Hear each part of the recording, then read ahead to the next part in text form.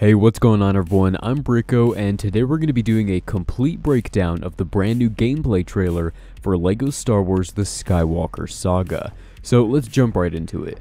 The trailer starts with a shot of Luke looking up at the Tatooine twin suns, and then we see Yoda training Luke on Dagobah. It might be worth noting that the design and printing for these three characters here are the exact prints from the newest LEGO Dagobah set, even down to the dirt on R2-D2. That is a really impressive attention to detail. Two of the objects Luke is using the Force on here have Arabesh text on them. The picture on the left is of Leia, Luke, and Han and reads family. That's a pretty nice touch. And the one on the right reads Visit Cloud City with a picture of Cloud City to the right. I'm not sure if this is intentional, but then we immediately go to Cloud City and see Luke and Vader preparing to fight. Here we can see just how impressive this game is going to look, thanks to TT Games' new engine Entity. The lighting, reflections, particles, and smoke are all like unparalleled for any LEGO game ever. Then we get a shot of the Boonta Eve Classic pod race that took place just outside Mos Espa on Tatooine. Front and center we can, of course, see Anakin's pod racer with Qui-Gon by his side, and then Anakin puts on his helmet, which cleverly replaces his hair, and you can also see the goggle print appear on his head as well. We can also see a couple Banthas in this shot with a pit droid and a few Jawas, and to the right a couple other Jawas are bringing over a stepladder, which they're probably going to use to mount the Bantha and use them to race in the pod race. And the pit droid coming over to help is just a perfect extra touch. To the right we have Odie Mandrell's pod racer, and to the left is Rats Tyrell's pod racer. Neither of these two have ever been officially produced by LEGO, yet the models here are entirely brick built. Quite a lot of work has gone into designing many of the ships and environments brick by brick, and I suspect that that is part of the reason for the delayed release date.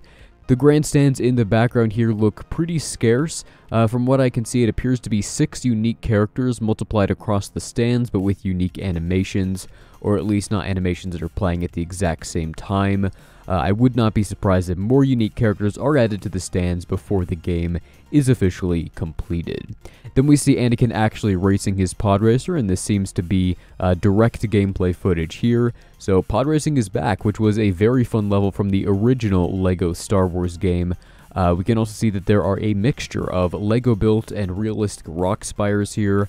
I believe that is what they're doing for planetary terrain, but the interior of ships will be close to 100% brick built, as we will see in just a minute here. After that we go to Naboo and see Anakin at the Theed Palace. This shot here really enforces the idea that the explorable planets will be very open world and have a lot of space to walk around. Anakin's animation here is very smooth and similar to how he actually handles his lightsaber in the movies, and also this variation of Anakin, SW0488, is from 2 LEGO sets in 2013. So I'm really glad to see that they are taking actual LEGO figures from all eras, not just the most recent ones. Then we see the same Anakin in the Geonosis arena shortly after breaking out of his chains. In fact, you can even see one of the handcuffs still on his right wrist. One of those sets that this Anakin was from is the 75021 Republic gunship, and that specific set was based around the Geonosis arena. So this Anakin variant here is in fact the perfect one for the LEGO universe. Very nice attention to detail there. Also in this shot you can see Aayla Secura, the Reek, and handholds on the pillars for the minifigures to climb up to the top. Following that, we got some really nice cinematic shots of the Battle of Mustafar between Obi-Wan and Anakin. Yet again, all the graphics here look absolutely incredible, and then we see Palpatine and 2 Phase 2 clone troopers fishing Anakin up into Palpatine's shuttle, which specifically was set 8096 from 2010. You can also see Anakin's hand hop over and grab onto the arm that it was severed from. After that, we see Darth Vader's helmet being put on, and then we see this scene right here. Some believe this to be confirmation that Rogue One will be in this game, but personally I disagree. In one of the screenshots recently shared of the game, we can see a similarly destroyed doorway in the Tantive 4. This doorway was not blasted open until the Star Destroyer caught back up with the ship, so I believe this is actually the beginning of A New Hope, not the end of Rogue One. Although with that said, a Rogue One DLC pack has been recently confirmed as well, so we might end up seeing that scene after all, but I don't think that that is specifically what this is. Then we see R2's hologram of Leia with C-3PO taking an oil bath in the background, and after that we get a glimpse of what some of the new revamped combat might be like. On first glance, this reminds me a bit of the cover system from LEGO Star Wars The Force Awakens. It's not exactly the same, so this might be like a V2 of that general idea. We can also see a stormtrooper here at the beginning holding his toe before getting blasted to pieces by Luke. I hope we'll see more unique death animations like this instead of every character simply falling to pieces. There's also a rubber duck in the front here, and in the back we can see some gold Lego pieces. If you remember, in LEGO video games, gold LEGO pieces are typically only destroyed by a powerful focus attack like a laser of some kind. So it's good to see that those familiar mechanics will be in this game as well. And also with this shot, we can start to get an idea of just how impressive the fully brick-built ships will be. This appears to be the Death Star here, and it looks amazing.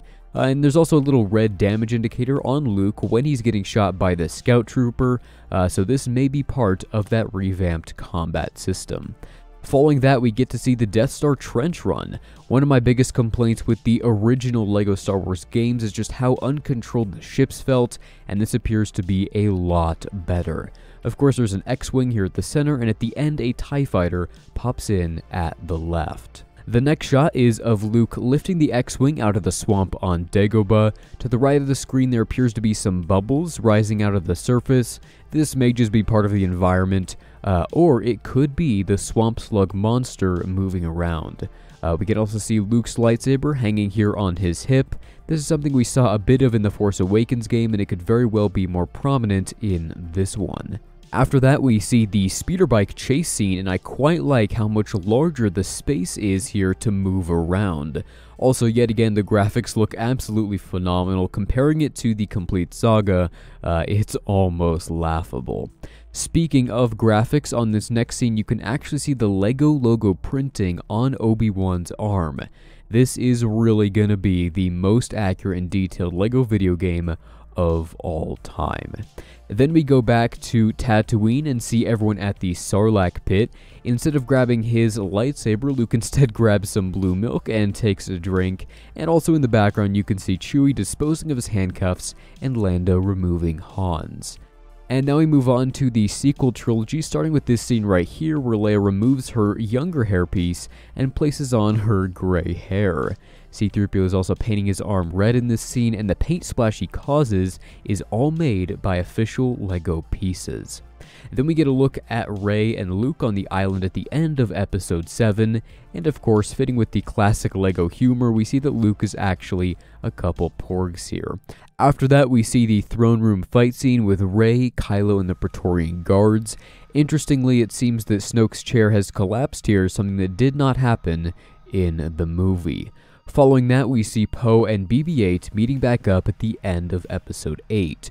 We know that because this specific print for Poe was exclusively for an Episode 8 set, and it also definitely looks like the caves that are at the end of that movie. Then we see Finn sliding down a rope at the Resistance base on Agent Kloss. At the very beginning of this clip, we can get a quick look at a C-90 Corvette similar to the Tantive 4 hidden behind the trees. And as we move to the middle of the clip, you can see the 75249 Resistance Y-Wing at the front here, and behind it, in the back left sort of, Poe's X-Wing fighter, which is set number 75273.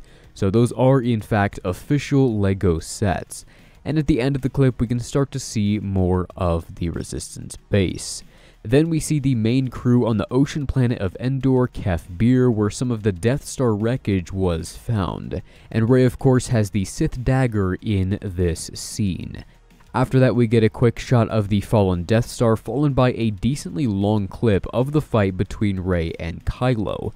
This also gives a bit of a hint of how the new revamped combat might look, and I'm glad to see that the lightsabers are actually interacting with each other as these two characters fight. We can also see Kylo's TIE whisper in the background here, as well as BB-8. While BB-8 was not canonically here in this scene, there has to be some character for player 2 in case you want to use co-op.